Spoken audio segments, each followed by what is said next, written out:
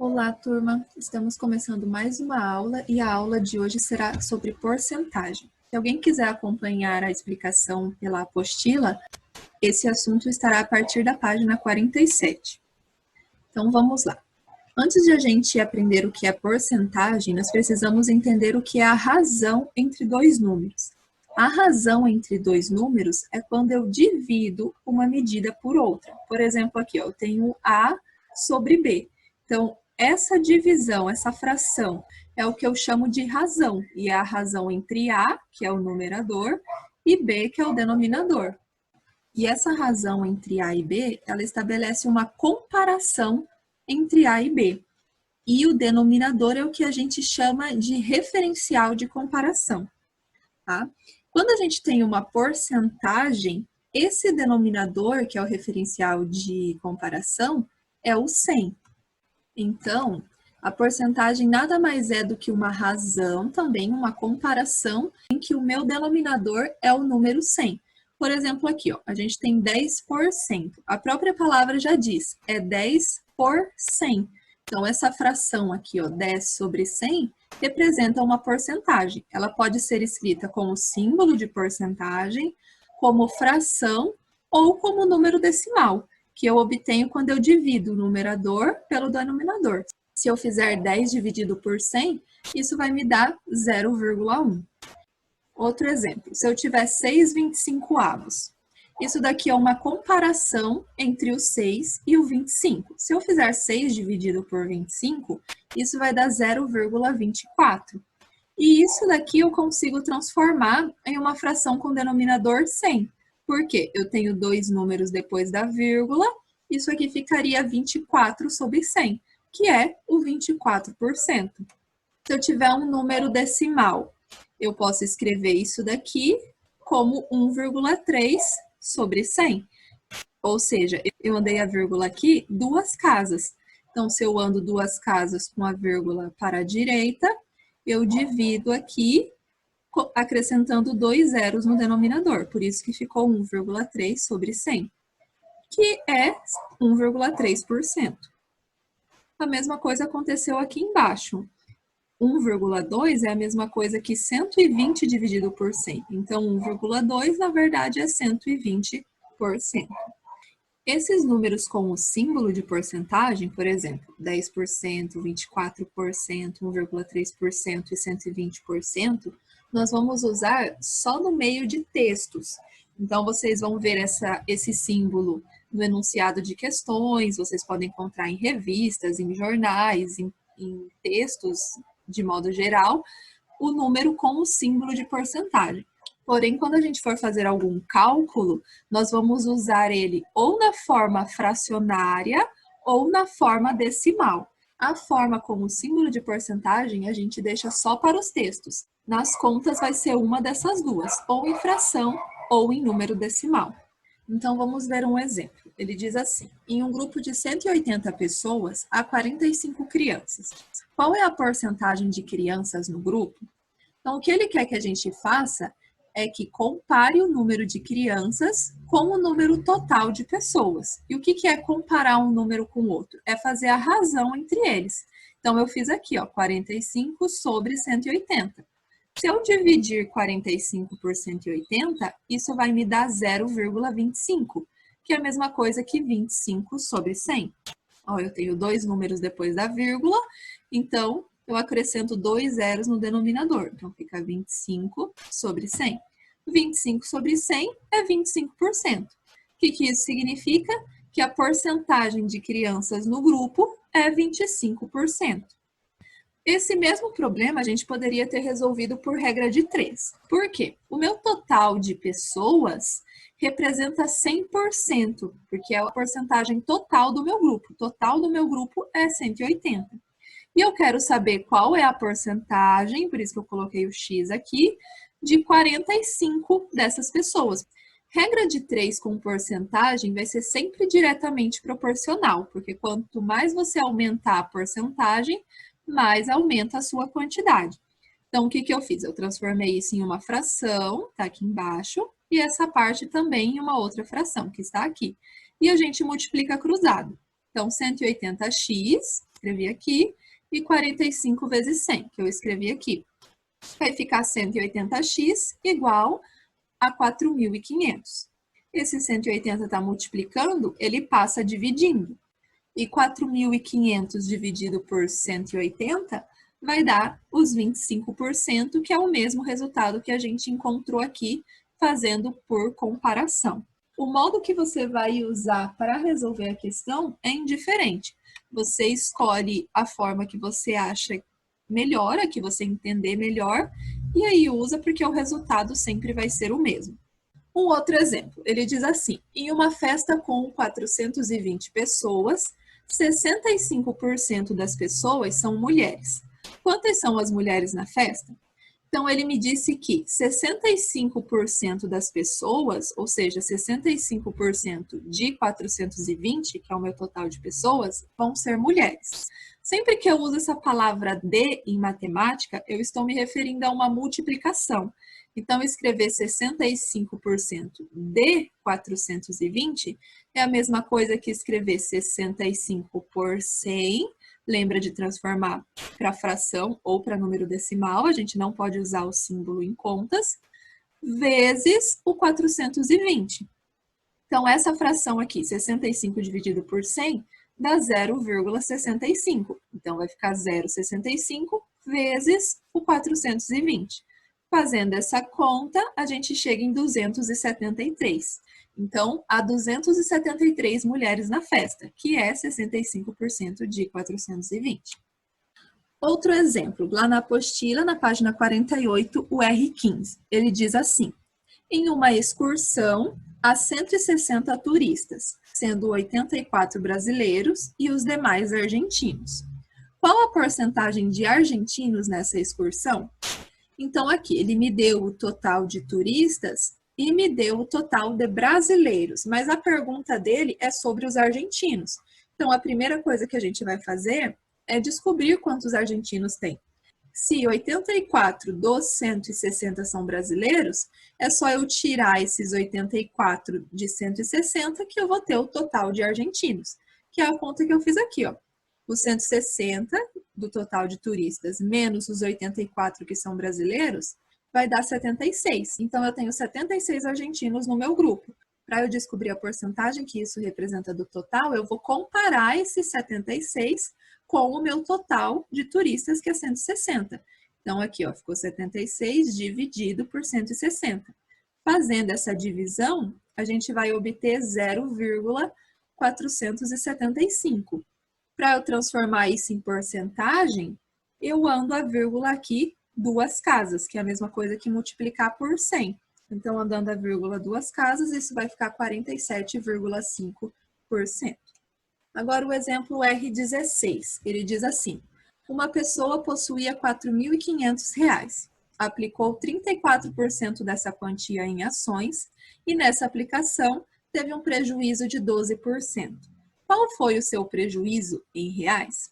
Então, vamos entender. Essa pessoa ela tinha uma quantidade em dinheiro, que era 4.500, e ela pegou uma parte desse dinheiro, ela pegou 34% de dinheiro e fez uma aplicação.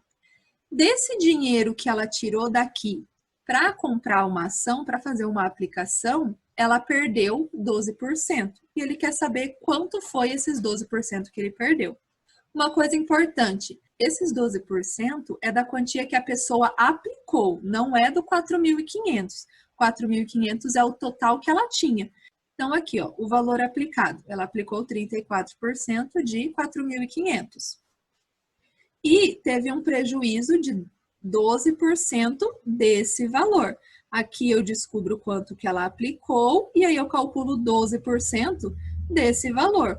Eu posso fazer essa conta de uma vez só. Então, aqui, ó, essa parte aqui, eu estaria calculando quanto que ela aplicou, e quando eu pegar essa parte e multiplicar por 12%, eu estou calculando quanto que ela perdeu. Então, aqui, ó, 12% é 0,12, 34 por 100 é 0,34, e o 4.500, que é o total que ela tinha. Fazendo essa conta, a gente vai encontrar 163,60. Então, esse foi o valor que ela perdeu. Você também poderia ter feito a conta separado. Primeiro calcula esses 34% aqui, vê quanto que dá e depois calcula os 12% para saber o prejuízo. Tem que chegar nesse mesmo resultado. Outro exemplo, agora o R17 da página 48. Ele diz assim: em uma eleição, 34% dos eleitores votaram em A, 50% em B e os outros 852 eleitores votaram em branco ou anularam o voto. Qual foi o total de votantes? Então, ele me deu algumas porcentagens e me deu um valor e quer saber qual que é o total de pessoas. O que eu vou fazer? Eu vou ter que usar esse único valor que ele me deu, que é o que votou em branco ou anularam o voto, para descobrir o total de pessoas. Por quê? Se eu somar aqui a porcentagem que votou em A com a porcentagem que votou em B, 34 mais 54, isso me dá 88%. E o total de pessoas que votaram vai fechar 100%. Então, quantas pessoas que está faltando? Está escrito aqui embaixo, ó, os 100% menos esse 88 vai me dar 12%. Ou seja, essas 852 pessoas que votaram em branco ou anularam representam 12% do total, que é a porcentagem que estava faltando em relação ao A e o B para fechar os 100%. Então, é esse valor, junto com os 12%, que eu vou usar para descobrir o total de pessoas. Por quê? Porque 12% do total de pessoas tem que me dar esse 852. Como eu não sei o total de pessoas, eu vou chamar de X. Então, eu fiz aqui, ó, 12% de X tem que me dar os 852. Então, aqui, se eu multiplicar cruzado, né, esse 100 está dividindo, ele passa multiplicando, esse 12 está multiplicando, ele passa dividindo, fazendo essa continha, a gente vai descobrir que o X é 7.100. Então, o meu total de pessoas é 7.100. Recapitulando, o que a gente fez? A gente viu que a soma da porcentagem do A com a porcentagem do B dava 88%, mas o total de pessoas é sempre 100%. Então, qual porcentagem que está faltando aqui? Estava faltando 12% para fechar o total de pessoas. E quem são esses 12%? Se não votou em A e não votou em B, então votou em branco. Então, esses 12% são esses 852. Por isso que eu usei esses dois valores para fazer essa conta aqui embaixo. Como eu não sabia o total de votantes, eu chamei de X. Então, 12% de X, que é o meu total, tem que dar esses 852. E resolvendo essa conta, vai dar 7.100. É muito comum em problemas de porcentagem ele citar um custo de um produto e falar que esse produto ou aumentou o preço ou diminuiu o preço em porcentagem. Então, por exemplo, aqui, ele diz assim: um produto custava R$350 e sofreu um aumento de 24%. Qual é o seu preço após o aumento? Então, perceba o que aconteceu. Eu tinha um produto de R$350, que representa 100% do valor do meu produto, e ele aumentou 24%. Então, ele passou a custar 100% mais 24%. Ou seja, ele passou a custar 124% desse valor.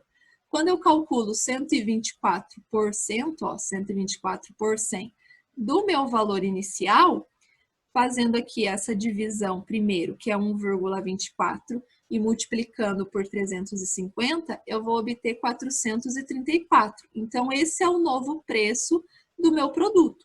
Então, a gente conclui que o preço final é 434. Uma coisa importante aqui, esse número que está destacado em vermelho, 1,24, é o que a gente chama de fator de aumento, que ele escreve aqui embaixo como FA. O que é o fator de aumento? Ele é o número que eu multiplico o meu valor inicial, que nesse caso era 350, para obter um novo valor com uma porcentagem de aumento. Perceba aqui, 1,24 eu posso escrever como 1 mais 0,24. Tá? Esse 1 seria o meu 100% transformado em número decimal, e esse 0,24 seria o meu 24% transformado em número decimal, que é o 100 mais o 24.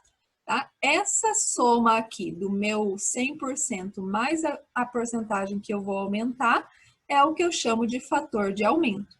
E a taxa de aumento, que é quantos por cento aumentou, é o 24. Tá? Lembrando que a gente sempre trabalha em números decimais. Outro exemplo, eu tenho um produto que custa novamente R$350, só que agora ele sofreu uma redução, ou seja, ele teve um desconto de 24%. Aí a questão pergunta, qual é o preço após essa redução? Então, ó, eu tinha um valor, que era o meu 100%, só que agora ele vai diminuir 24%. Então, na verdade, eu vou ter só 76% do meu valor inicial. Se eu fizer essa conta aqui, 76% do meu valor inicial, eu escrevo primeiro em porcentagem, 76 por 100, de o 350, que é o meu valor inicial. Fazendo essa divisão, 76 dividido por 100 é 0,76. Se eu multiplicar por 350, vai dar 266. Então, o preço, o novo preço depois da redução é R$266. Nesse caso, como a gente teve um desconto, como diminuiu o preço, esse 0,76, que foi o número que eu usei para multiplicar o meu valor inicial, é chamado de fator de redução. Tá? E novamente, ó, eu posso escrever ele aqui embaixo como 1 menos a taxa de redução. Então, 1 que era o 100% menos a porcentagem de redução que o problema me pediu. Então, resumindo, seu fator de aumento sempre vai ser o 1, que representa o 100%, mais a taxa que ele aumentou, né? A porcentagem que ele aumentou em número decimal. E o seu fator de redução vai ser o 1, que representa 100% também, menos a sua taxa de redução, que é a porcentagem que ele diminuiu, também em número decimal. Porém, aquele mesmo problema que a gente usou para resolver com o fator de aumento e o fator de redução, a gente pode resolver de uma outra forma. Então, qual que era o problema? A gente tinha um preço inicial, que era R$350.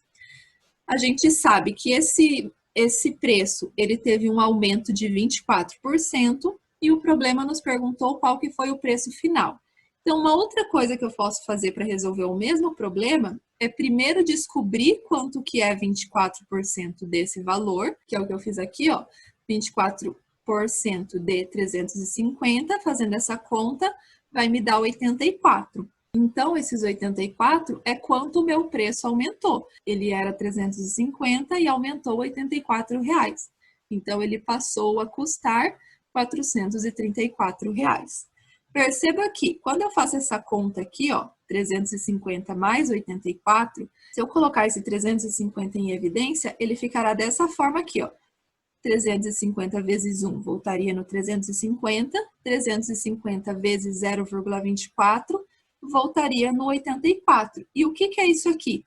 É justamente o meu fator de aumento. Se eu voltar aqui, ó, olha aqui embaixo, ó, 1 mais 0,24 é o número que eu usei para multiplicar o 350 aqui. E é a mesma conta que eu fiz aqui, eu usei ele para multiplicar o 350, mas de uma forma diferente, fazendo passo a passo em vez de fazer tudo em uma conta só. Aí, novamente, vocês escolhem o método que vocês preferem para resolver a questão. O que importa é chegar sempre no mesmo resultado. Então, um resumo das duas situações anteriores. Se você tem um valor que ele aumentou uma porcentagem ou diminuiu uma porcentagem, o seu valor final, ele vai ser o seu valor inicial multiplicado pelo seu fator ou de aumento ou o fator de redução. Então, é uma fórmula que vocês podem usar para auxiliar na resolução de problemas. Percebam que esse V0, que é o valor inicial, ele está multiplicando o meu fator de aumento. Então, ele pode passar dividindo, que é o que está acontecendo aqui, ó. O meu valor final dividido pelo valor inicial tem que dar o meu fator de aumento. Ou o valor final dividido pelo valor inicial vai dar o meu fator de redução, se o problema for de redução ao invés de ser de aumento. E essa fórmula é o que a gente vai usar para resolver o exercício R18 lá da página 51. Ele diz assim: Em uma loja, o preço de uma bicicleta aumentou de 600 para 732 e o preço do fogão passou de 900 para 765. Aí ele pergunta: quais foram as porcentagens de aumento do preço da bicicleta e de redução do preço do fogão? Então, vamos usar aquela fórmula anterior para descobrir qual foi o fator de aumento e o fator de redução. Porque se a gente sabe o fator de aumento e o fator de redução, a gente consegue descobrir qual que é a porcentagem que ele aumentou ou diminuiu. Então, aqui, ó, no primeiro, da bicicleta. Se eu faço o valor final da bicicleta dividido pelo valor inicial, então 732 dividido por 600, isso me dá 1,22, que é o meu fator de aumento. Lembra que o fator de aumento é 1 mais a taxa de aumento? Então, esse 1 mais a taxa de aumento é 1,22, que a gente descobriu aqui em cima. Se eu passar esse 1 para o outro lado, ele está somando, ele passa subtraindo, vai ficar 1,22 menos 1, vai dar 0,22. E o que é 0,22? 22%. Então, a bicicleta ela teve um aumento de 22%. A gente calculou aqui a taxa, que é a porcentagem, e descobrimos que ela é 22%. Agora, com o fogão, nós fazemos o preço final dividido pelo preço inicial. Então, 765 dividido por 900 deu 0,85. Como aqui o valor diminuiu, a gente usa a taxa de redução. Então, vai ficar 1 menos a nossa porcentagem, que é o que a gente quer descobrir, igual a 0,85, que a gente descobriu aqui, que é o fator de redução. Então, eu tenho aqui 1 menos i, que é a minha porcentagem, igual a 0,85. Se eu passar esse 1 para o outro lado, ele vai passar negativo, vai ficar 0,85 menos 1, que vai ficar menos 0,15. Mas aqui eu tenho menos i, e do outro lado eu vou ter menos 15. Eu posso multiplicar por menos 1 dos dois lados e eu vou ficar que o i é igual a 0,15, ou seja, 15%. Então, enquanto a bicicleta aumentou 22%, o meu fogão diminuiu 15%. E a gente descobriu isso usando o fator de aumento e o fator de redução. Mais um exemplo, o R19 da página 51. Ele diz assim: há 10 anos, a população de uma cidade era de 125 mil habitantes. De lá para cá, ela aumentou 12%. Qual é a população atual da cidade? Então, ó, a gente teve um aumento de 12%. O que a gente vai fazer? Usar o fator de aumento. Quem que é o fator de aumento? Vai ser 1 mais essa porcentagem. Então, aqui, ó, 1 mais a porcentagem, que é 0,12, lembra de transformar sempre em número decimal, vai me dar 1,12. Então, esse valor do meu valor inicial vai me dar o total de habitantes depois que a população aumentou. Então, eu multipliquei aqui o meu total de habitantes pelo fator de aumento e me deu 140 mil habitantes. Então, a população, depois que aumentou esses 12%, passou a ser 140 mil habitantes. Mais um exemplo, o R20, da página 51. Ele diz assim: uma loja me concedeu um desconto de 8% no preço de um aparelho de TV. Por isso, ele me custou R$ 533,60. Qual era o preço original da TV? Então, aqui a gente sabe que desconto representa uma redução. Então, a TV ela tinha um preço e esse preço diminuiu 8%. Então, o fator de redução vai ser 1 menos a porcentagem, então 1 menos 0,08, que vai dar 0,92. Então, 0,92 do preço original tem que dar o preço que ela pagou, porque ela já pagou com o desconto. Como eu não sei qual era o preço original, eu chamei de X. Então, o preço da TV é X quando eu faço 0,92, que é o meu fator de redução, vezes o X, que é o preço da TV, tem que dar o total que a pessoa pagou, que é 533,60. Esse 0,92 está multiplicando, ele passa dividindo, e 533,60 dividido por 0,92 vai me dar 580. Então, o preço da TV antes do desconto, antes de reduzir o valor, era R$ 580. Aí, depois que diminuiu os 8%, passou a custar esses 533.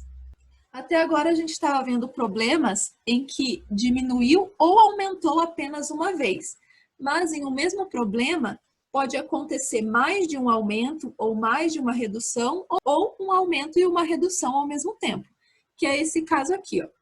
Uma calça custava R$ 80 e teve seu preço aumentado em 15%. Consegui um desconto de 10% sobre o novo preço. Quanto paguei pela calça? Então, ó, a calça custava R$ 80, ela aumentou 15%, mas na hora que a pessoa foi pagar, ela conseguiu um desconto de 10%. Então, ela diminuiu depois 10%. Então, a gente tem duas coisas. A gente primeiro tem um fator de aumento. Então, eu coloquei aqui, ó, 1 mais a minha taxa de aumento, ou seja, 1 mais 0,15, que dá 1,15. E nós temos também um fator de redução. Então, eu coloquei aqui 1 menos a minha taxa, então 1 menos 0,1, que vai dar 0,9.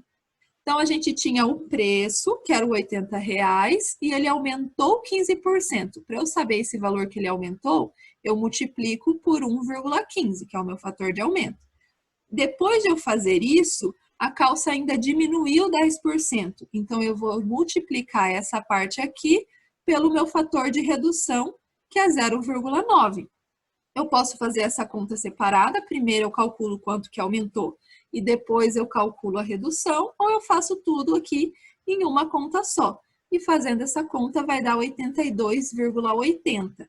Então, a pessoa pagou pela calça R$ 82,80, tá? O que vocês precisam prestar atenção aqui? Ela aumentou de um valor, diminuiu de outro valor e a gente conseguiu calcular tanto o aumento quanto o desconto em uma única expressão usando o fator de aumento e o fator de redução. Mais um exemplo, então, para a gente encerrar a aula de hoje, é o R23, a página 52. Ele diz assim: um país teve taxas de inflação de 5% em 2012 e de 6% em 2013. Em 2014, houve uma deflação de 2%. Qual foi a inflação acumulada nos 3 anos? Então, aqui primeiro, para entender o que o problema está dizendo, a gente precisa saber o que é inflação e o que é deflação. Inflação é a porcentagem de aumento dos preços em um período. E deflação é a quantidade que os preços diminuiu em porcentagem em um determinado período. Tá? Então, quando ele fala que a inflação foi de 5% e de 6%, é porque aumentou 5% e aumentou 6% do preço, que é o que a gente calculou aqui, ó.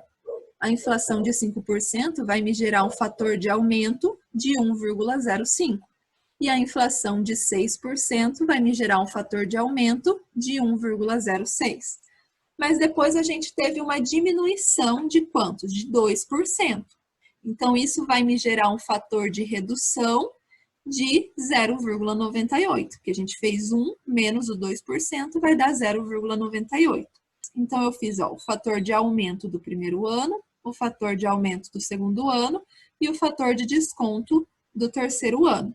Multiplicando esses 3 valores, deu 1,0907. Esse daqui é o fator acumulado, então eu faço 1 mais a minha taxa de aumento, que vai dar esse valor aqui, que a gente obteve na multiplicação. Passando esse 1 para o outro lado, subtraindo, vai ficar 0,0907, que transformando em porcentagem, ou seja, multiplicando por 100, vai dar 9,07%. Então, se a gente juntar esses 3 anos em uma porcentagem só, aumentar 5%, aumentar 6% e depois diminuir 2%, é a mesma coisa que no final aumentar 9%, ou seja, ter 9% de inflação. Então, esse é o conteúdo da aula de hoje sobre porcentagem. E se vocês tiverem alguma dúvida, vocês podem escrever para mim lá no mural da atividade ou também pelo e-mail. Tá bom? Boa semana a todos e bons estudos!